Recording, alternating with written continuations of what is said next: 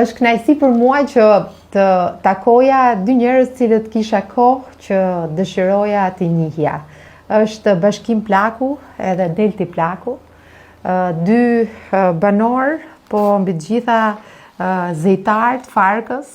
Bashkimi prej vitesh ka trashëguar këtë profesion djalit të tij, Deltit, I cili e ka sofistikuar pak punimin e baltës, nga tavat e dheut edhe vorbat, tek punimet karakteristike të pjatave, të qypave, apo edhe të filxhanëve, produkte të cilat janë kryesisht artizanate dhe gjithashtu edhe trashëgojnë kulturën, traditën dhe artin e vendit tonë, por nga ana tjetër këtu përfshihet edhe modernja. Mua është një zanat që unë e dashuroj shumë. Është antistres, ka interes, ka kërkesa shumë.